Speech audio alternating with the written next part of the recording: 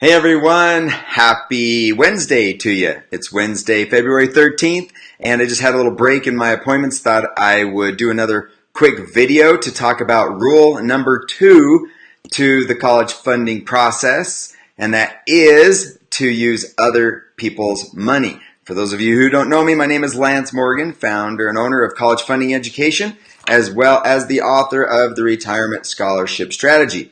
Now, in this book, I talk about how to pay for college, or the new way to pay for college, and how to pay for college and get all your money back during retirement. Now, in order to do that, there are 3 rules or 3 ingredients. Rule number 1 is uninterrupted compound interest. In the last couple of videos, I've talked about uninterrupted compound interest, where you have your money continue to compound over time. Now, if you don't know a good, safe place to invest your money, I talk about all of that on my webinar at lancewebinar.com. But first of all, you're going to start saving all your money. Even if you have a senior in high school and nothing saved for college, you're going to start saving right away. And if you need to use the college loans to pay for college as a way to kick the can down the road, then that's fine. You can do that. But then what you need is rule number 2 is other people's money. There's lots of different ways to use other people's money. For example, like I just said, you could use college loans to kick the can down the road if you need to buy yourself a little time. You could use home equity, tap into the equity of your home if you want. Sometimes it's about the rate of return, or the interest, not the rate of return, but the interest that you're being charged on the loan. So you might look at your home equity loans as being cheaper than the Parent Plus loans or the college loans. But you also have to consider the payment. If you're trying to save your money into this plan that allows you to grow your money uninterrupted over time, then you want to be careful with a home equity loan that has a payment to it right away. So maybe you want to use the college loans just as a way to kick the can down the road, and then maybe use the home equity later when they graduate. Something like that. But there's lots of different options, and I explain all of that in detail in my book and on the webinar. But anyway, let's get into rule number 2. So rule number 2, other people's money. What I mean by that is that if rule number 1 is to allow your money to compound interest over time, then in order to pay for college, we're going to need somebody else's money. And like I said, there's lots of different places to do that, which I get into the details of in the book and webinar. But let me give you the concept here. I'm going to share my screen. Sorry about that. Okay, let me share my screen here. And this is what it would look like. Okay, so the green represents the start of your savings. Okay, so your money that you're going to allow to compound uninterrupted the rest of your life. Now, in order to use somebody else's money, my favorite way is to have your money be used as collateral. Now, I know a lot of people are used to working with the banks, and the banks, of course, don't, give you a 7% return on your savings and give you loans at 5%. That's what they do. They're the ones that actually make the difference on the spread. They give you 1% on your savings if you're lucky, and then they charge you 3 or 4 on your car loans and other loans. All right, so they're the ones earning the spread. But you need to put yourself into a position like the bank where you earn the spread. So the green graph here represents your money that you're saving that is compounding interest that you're going to then allow to compound interest for the rest of your life. Now the blue represents the money that you're going to borrow to pay for college. So let's say you do start a little earlier and you have some time before your kid goes to college.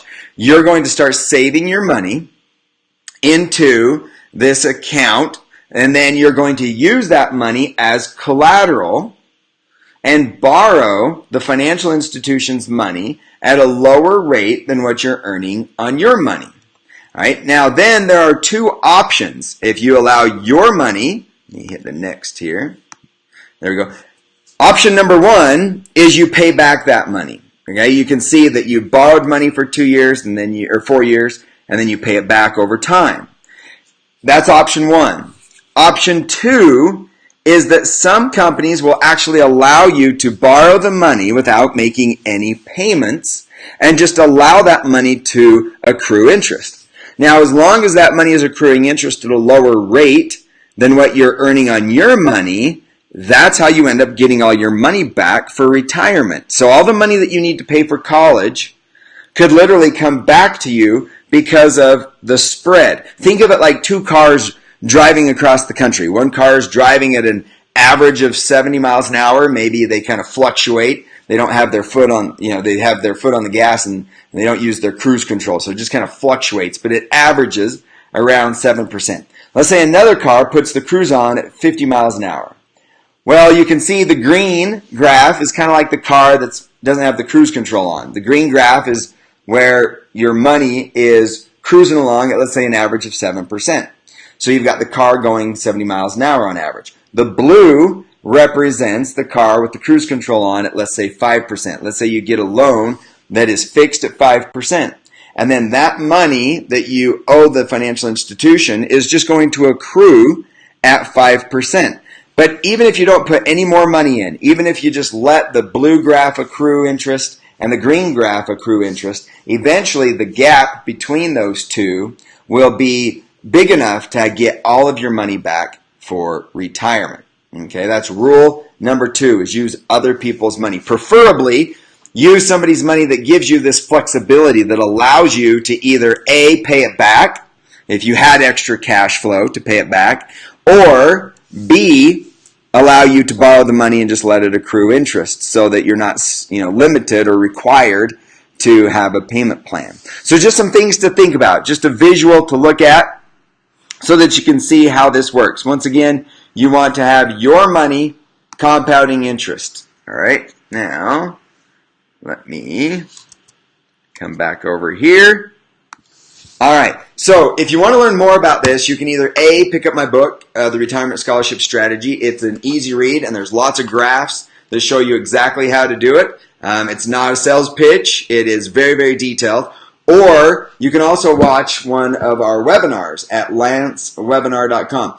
Also, at the webinar, lancewebinar.com, I do not sell anything on this webinar. It is all of the details. I don't hold anything back on the webinar. In fact, I give you plenty of time for questions. So I would block out about 2 hours is what it usually takes. I have several times available that you can choose from. So if you go to lancewebinar.com, you can choose from several times. Lance is Lance. But yeah, go to lancewebinar.com if you want to learn more. If you have any questions, put them in the comments. I can respond to your questions in this post, or join the webinar and ask the questions there. Keep watching these videos. Like it if you want more. Share it with your friends, and we'll come back with you. We'll come back with some more information, hopefully tomorrow. Talk to you soon. Have a good day.